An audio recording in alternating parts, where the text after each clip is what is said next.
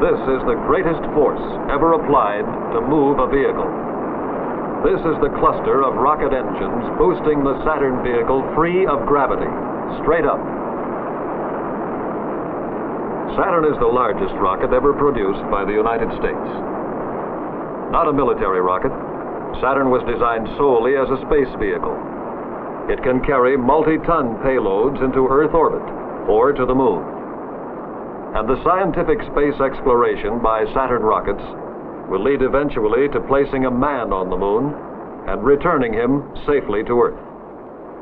But all the missions planned for Saturn hinge on one essential element of space rocketry. If we fill a sphere with highly pressurized gases, there can be no action and reaction. The pressures are equal in all directions, and the gas remains motionless.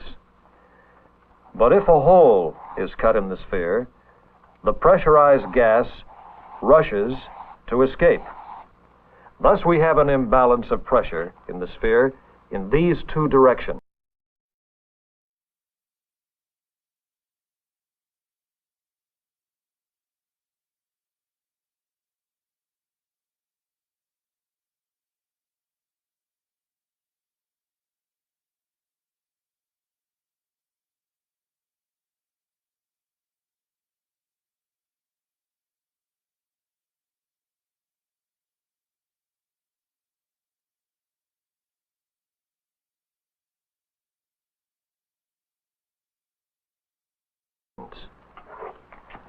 Similarly, if we fill a balloon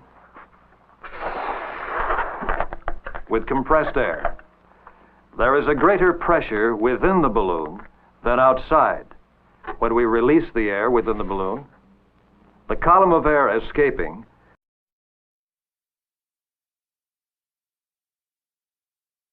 sets up a momentum going in one direction, and the reaction in the other direction, acting as pressure on the interior of the balloon, propels our little rocket.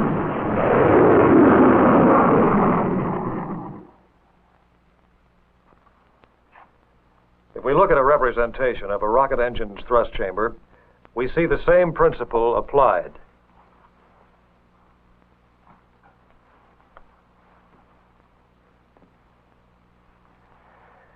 Through combustion in the thrust chamber, great amounts of energy are released.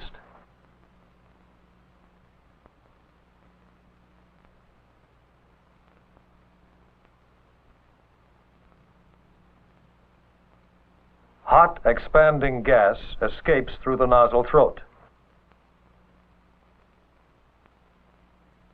Because of the design of the nozzle, the mass of escaping gas molecules is accelerated rapidly. This kinetic energy, bursting from the nozzle exit at supersonic speed, generates an enormous force. From the mass and acceleration of the gas flow is computed a basic measurement of rocket power, thrust. The reaction to this thrust is expressed in pressure against the top of the chamber here, against the sides here, and against the interior walls of the nozzle here, forcing the thrust chamber, and with it, the entire body of the rocket upward. Oh, and one other thing. Many people in the past thought that the rocket required a solid body of atmosphere to push against in order to move. Incorrect.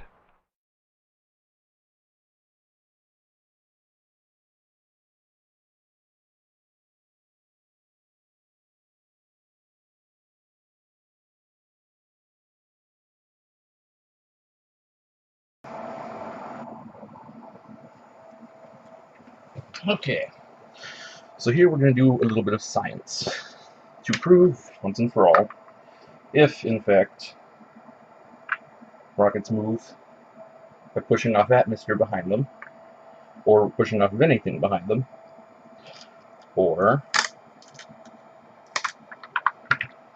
if they move through Newton's third law, which states everything has an equal and opposite reaction, or every action has an equal and opposite reaction, and by just the process of expelling something out of the back, you gain forward momentum. So, we'll add our weights to the cart, and we'll redo our experiments to make sure it can move under its own weight.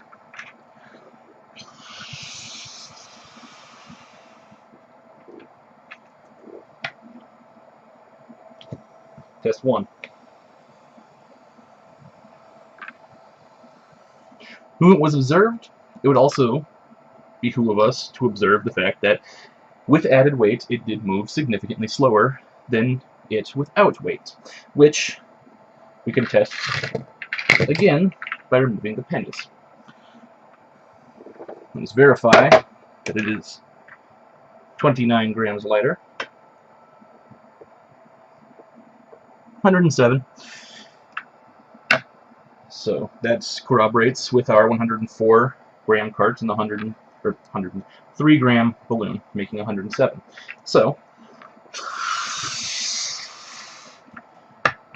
without weight,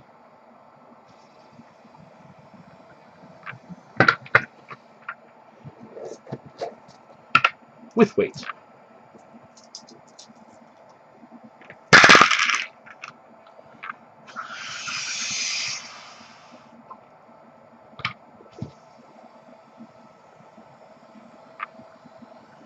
Significantly slower. In fact, it couldn't even propel itself off of our testing surface.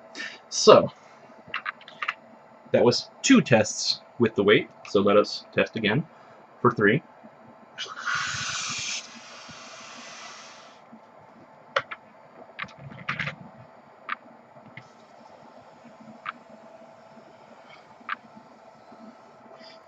Four.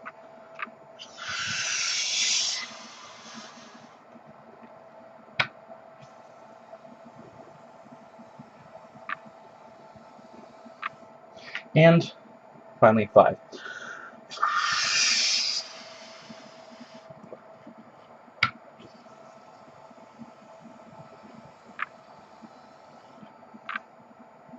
So, we know for a fact that it can move itself forward by using just the force of this balloon. So, what happens when we introduce our vacuum to the back of it? So, test number 1. Ooh.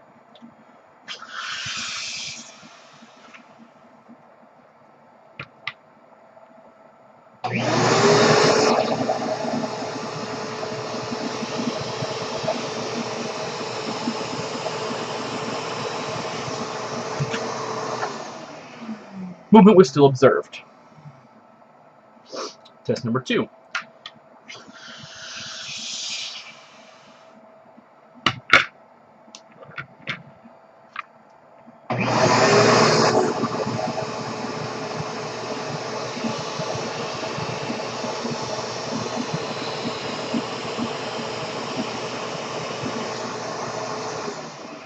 Movement was still observed.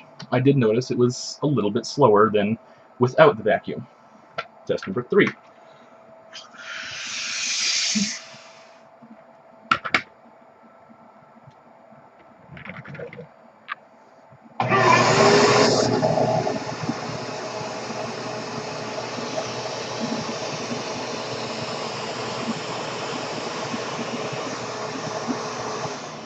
Movement was still observed. Seemed to have been about the same distance as without the vacuum. 4.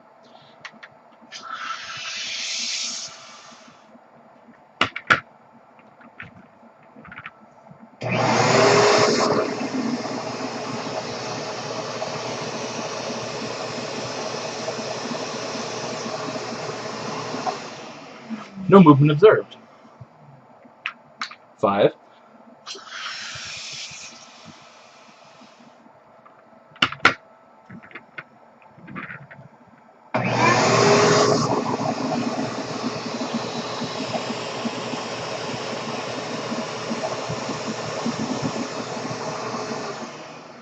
movement observed. And since we had one test that did not move, let's do a few more, just to make sure that we are getting accurate data, and to see if it happens any more times. So let's do an extra 3. Test 6.